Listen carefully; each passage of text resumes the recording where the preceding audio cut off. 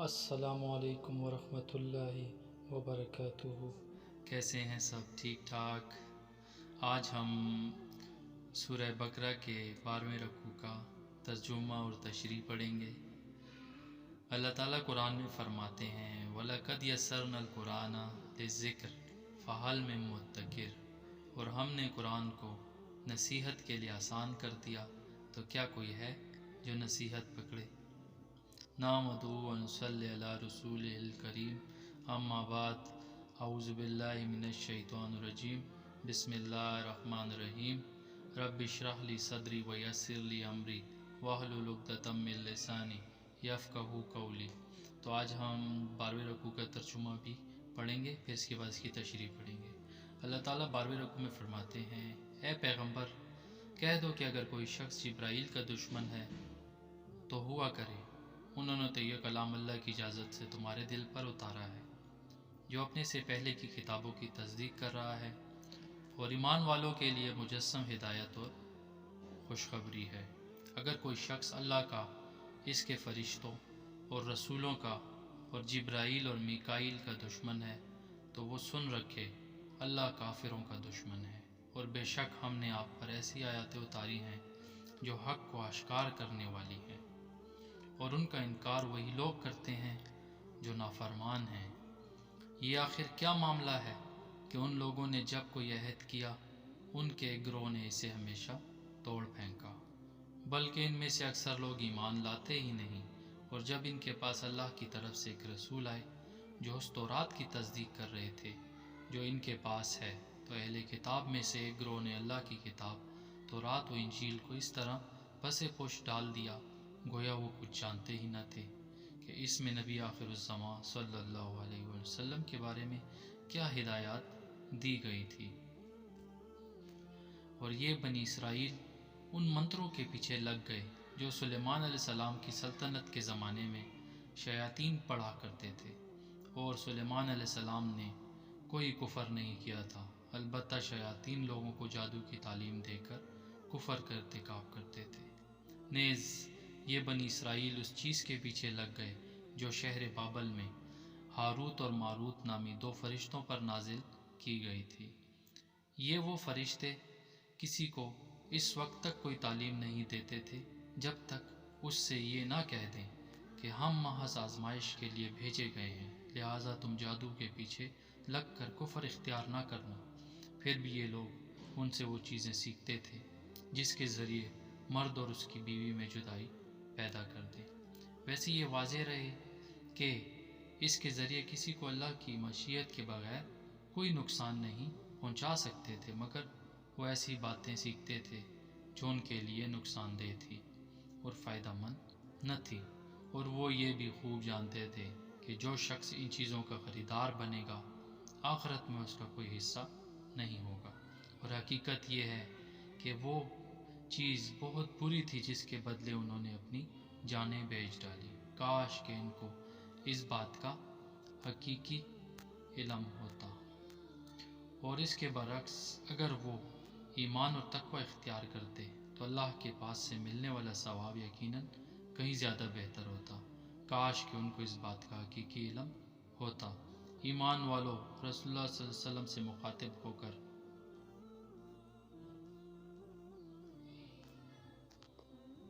الحمدللہ ابھی ہم نے سورہ بقرہ کے 12ویں رکوع کا ترجمہ پڑھا، اور اب ہم اس کی تشریح پڑھیں گے۔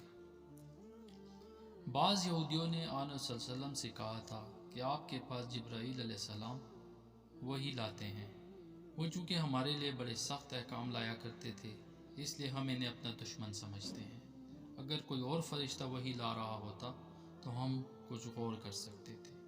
یہ آیت اس کے جواب میں نازل ہوئی ہے، اور جواب کا حاصل یہ ہے کہ جبرائیل علیہ السلام تو محض پیغام پہنچانے والے ہیں، جو کچھ لاتے ہیں اللہ کے حکم سے لاتے ہیں، لہٰذا نہ ان سے دشمنی کی کوئی معقول وجہ ہے اور نہ اس کی وجہ سے اللہ کے کلام کو رد کرنے کے کوئی معنی ہیں۔ ان آیت میں اللہ تعالیٰ نے یہودیوں کی ایک اور بدعملی کی طرف اشارہ فرمایا ہے، اور وہ یہ کہ جادو ٹونے کے پیچھے لگنا شرعاً ناجائز تھا، بالخصوص اگر جادو میں شرک یا کلمات منتر کے طور پر پڑھے جائیں تو ایسا جادو کفر کے مترادف ہے۔ حضرت سلیمان علیہ السلام کے زمانے میں کچھ شیاطین نے جن میں انسان اور جنات دونوں شامل ہو سکتے ہیں۔ بعض یہودیوں کو یہ پٹی پڑھائی کہ حضرت سلیمان علیہ السلام کی سلطنت کا سارا راز جادو میں مضمر ہے، اور اگر تم جادو سیکھ لو گے تو تمہیں بھی حیرت انگیز اقتدار نصیب ہوگا۔ چونکہ یہ لوگ جادو سیکھنے اور اس پر عمل کرنے میں لگ گئے، حالانکہ جادو پر عمل کرنا نہ صرف ناجائز تھا بلکہ اس کی بعض قسمیں کفر تک پہنچا دیتی تھی۔ دوسرا غضب یہودیوں نے یہ کیا کہ خود سلیمان علیہ السلام کو جادوگر قرار دے کر ان کے بارے میں یہ مشہور کرا دیا کہ انہوں نے آخری عمر میں بتوں کو پوجنا شروع کر دیا تھا۔ ان کے بارے میں یہ جھوٹی داستانیں انہوں نے اپنی مقدس کتابوں میں شامل کر دی، جو آج تک بائبل میں درج چلی آ رہی ہیں۔ چنانچہ بائبل کی کتاب سلاطین اول 1:11-21 میں ان کے معاذ اللہ مرتد ہونے کا بیان آج بھی موجود ہے، مطلب حضرت سلیمان علیہ السلام کے بارے میں کہ ان کے مرتد ہونے کا ذکر آج بھی موجود ہے۔ اللہ معاف کرے، نعوذ باللہ۔ قرآن کریم نے اس آیت میں حضرت سلیمان علیہ السلام پر اس ناپاک بہتان کی تردید فرمائی ہے۔ اس سے یہ بات بھی واضح ہو جاتی ہے کہ جن لوگوں نے قرآن کریم پر یہ الزام لگایا ہے کہ وہ یہودیوں اور عیسائیوں کی کتابوں سے ماخوذ ہے، وہ کتنا غلط الزام ہے۔ یہاں قرآن کریم صریح الفاظ میں یہود و نصارہ کی کتابوں کی تردید کر رہا ہے۔ حقیقت تو یہ ہے کہ آن رسول صلی اللہ علیہ وسلم کے پاس ایسا کوئی ذریعہ نہیں تھا جس سے وہ خود معلوم کر سکتے کہ یہودیوں کی کتابوں میں کیا لکھا ہے۔ اس بات کا علم آپ کو وحی کے سوا کسی اور راستے سے نہیں ہو سکتا تھا، لہٰذا یہ آیت بذات خود آپ کے صاحب وحی رسول ہونے کی واضح دلیل ہے کہ آپ نے نہ صرف یہ بتلایا کہ یہودیوں کی کتابوں میں حضرت سلیمان علیہ السلام پر کیا بہتان لگایا گیا ہے، بلکہ اس قدر جم کر اس کی تردید فرمائی ہے۔ ابول عراق کا مشہور شہر تھا۔ ایک زمانے میں وہاں جادو کا بڑا چرچا ہو گیا تھا اور یہودی بھی اس ناجائز کام میں بری طرح ملوث ہو گئے تھے۔ انبیاء کرام اور دوسرے نیک لوگ انہیں جادو سے منع کرتے تو وہ بات نہ مانتے تھے۔ اس سے بھی خطرناک بات یہ تھی کہ لوگوں نے جادوگروں کے شبدوں کو معجزے سمجھ کر انہیں اپنا دینی مقتدا بنا لیا تھا۔ اس موقع پر اللہ تعالیٰ نے اپنے 2 فرشتے جن کا نام ہاروت اور ماروت تھا دنیا میں انسانی شکل میں بھیجا تاکہ وہ لوگوں کو جادو کی حقیقت سے آگاہ کر سکیں اور یہ بتائیں کہ خدائی معجزات سے ان کا کوئی تعلق نہیں ہے۔ معجزہ براہ راست اللہ تعالیٰ کا فضل ہے جس میں کسی ظاہری سبب کا کوئی دخل نہیں ہوتا۔ اس کے برعکس جادو کے ذریعے جو کوئی شبدہ دکھایا جاتا ہے وہ اسی علم اسباب کا ایک حصہ ہے۔ یہ بات واضح کرنے کے لیے ان فرشتوں کو جادو کے مختلف طریقے بھی بتانے پڑتے تھے تاکہ یہ دکھایا جا سکے کہ کس طرح وہ سبب اور مسبب کے رشتے سے منسلک ہیں۔ لیکن جب وہ ان طریقوں کی تشریح کرتے تو ساتھ ساتھ لوگوں کو متنبہ بھی کر دیتے تھے کہ یاد رکھو، یہ طریقے ہم اس لیے نہیں بتا رہے کہ تم ان پر عمل شروع کر دو، بلکہ اس لیے بتا رہے ہیں کہ تم پر جادو اور معجزے کا فرق واضح ہو اور تم جادو سے پرہیز کرو۔ اس لحاظ سے ہمارا جو تمہارے لیے ایک امتحان ہے کہ ہماری باتوں کو سمجھ کر تم جادو سے پرہیز کرتے ہو یا ہم سے جادو کے طریقے سیکھ کر ان پر عمل شروع کر دیتے ہو۔ یہ کام انبیاء کی بجائے فرشتوں سے بظاہر اس بنا پر لیا گیا کہ جادو کے فارمولے بتانا، خواہ وہ صحیح مقصد سے کیوں نہ ہو، انبیاء کرام کو زیب نہیں دیتے۔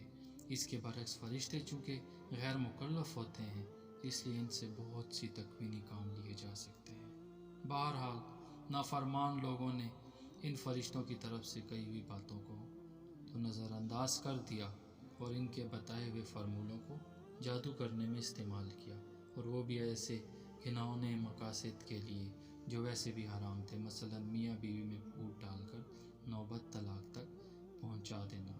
یہاں سے جملہ مترجمہ کے طور پر ایک اور اصولی غلطی یہ متنبہ کی جا رہی ہے، اور وہ یہ کہ جادو پر ایمان رکھنے والے یہ سمجھتے تھے کہ جادو میں بذات خود ایسی تاثیر موجود ہے جس سے مطلوبہ نتیجہ خود بخود اللہ کے حکم کے بغیر بھی برآمد ہو جاتا ہے، گویا اللہ چاہے نہ چاہے وہ نتیجہ پیدا ہو کر رہے گا۔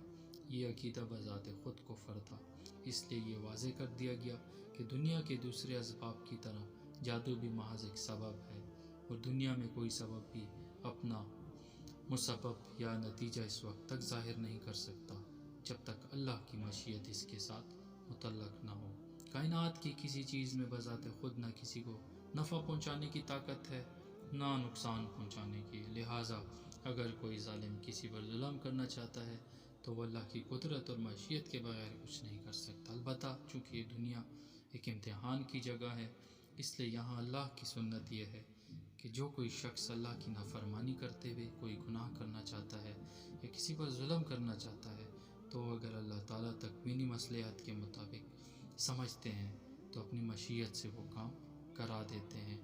اسی کے نتیجے میں ظالم کے گناہ اور مظلوم کو ثواب ملتا ہے، ورنہ اگر اللہ اسے اس کام کی قدرت ہی نہ دے تو امتحان کیسا ہو۔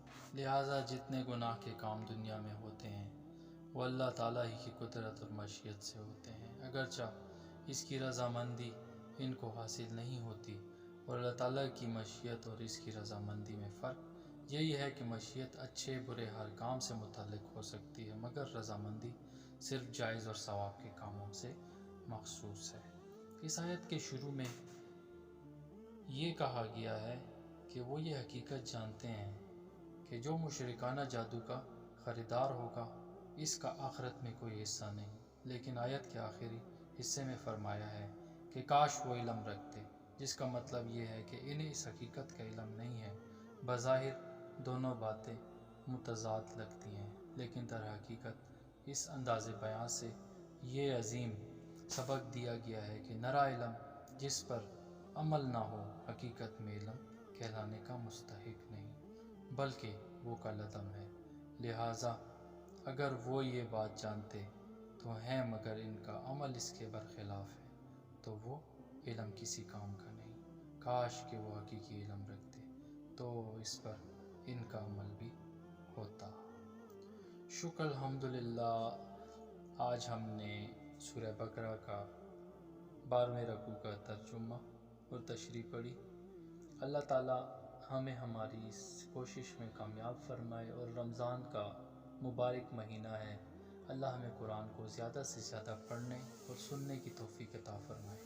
تو میرے دوستوں، بھائیوں، بزرگوں، بہنوں، اگر آپ سب کو میری یہ کوشش پسند آ رہی ہے تو میری سبق کی ویڈیوز کو زیادہ سے زیادہ شیئر کریں تاکہ زیادہ سے زیادہ لوگ اس سے فائدہ اٹھا سکیں۔ تو انشاءاللہ ملتے ہیں اگلے سبق میں، تب تک اپنا خیال رکھیں۔ اللہ حافظ۔